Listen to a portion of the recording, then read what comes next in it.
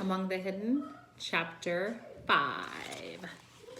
Luke ate every meal after that on the bottom step. It became a habit, but a hated one. He had never noticed before, but Mother often spoke too softly to be heard from any distance. And Matthew and Mark always made their nasty comments under their breath. So they would start laughing, and often it was at Luke's expense, and he couldn't even defend himself because he didn't know what they had said. He couldn't even hear Mother say, "Now, be nice, boys." After a week or two, a lot of the time, he didn't even try to listen to the rest of the family's conversation. But even he was curious the hot July day when the letter arrived about the pigs. Matthew brought the mail in that day from the mailbox at the crossroads a mile away. Luke had never seen them, of course, but Matthew and Mark had told him there were 3 mailboxes there, one for each of the families that lived on their road. Usually the Garner's mail was just bills or thin envelopes carrying curt orders from the government about how much corn to plant or which fertilizer to use and where to take their crop when it was harvested. A letter from a relative was a cause to celebrate, and Mother always dropped whatever she was doing and sat down to open it with trembling hands, calling out at intervals, "Oh, Aunt Effie's in the hospital again," or "Lisbeth's going to marry that fellow after all." Luke almost felt that he knew his relatives, though they lived hundreds of miles away, and of course they didn't even know that he existed.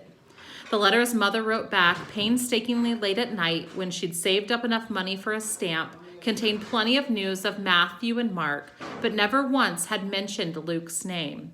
This letter was as thick as some from Luke's grandmother, but it bore an official seal, and the return address was an embossed Department of Human Habitation, Environmental Standards Division.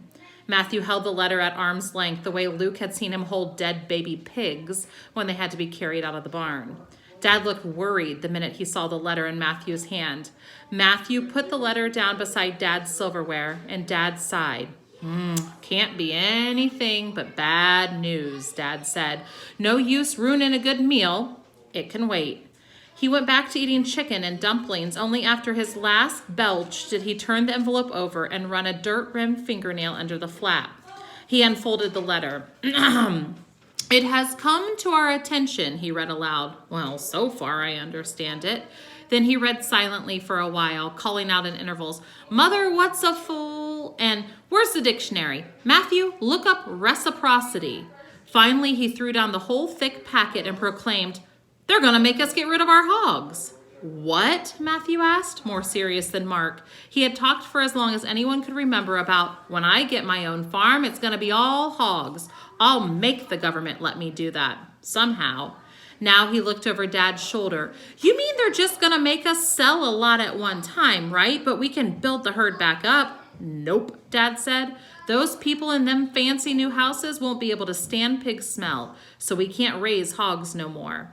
He threw the letter out into the center of the table for all to see. What did they expect building next to a farm? From his seat on the stairs, Luke had to hold himself back from going to fish the edge of the letter out of the chicken gravy and look at it himself. "They can't do that, can they?" he asked. Nobody answered, because nobody needed to. Luke felt like a fool for asking as soon as the words were out of his mouth. For once, he was glad of his hiding place. Mother twisted a dish rag in her hand. "Those hogs are our bread and butter," she said. "With grain prices the way they are, what are we going to live on?" Dad just looked at her, and after a moment, so did Matthew and Mark, and Luke didn't know why.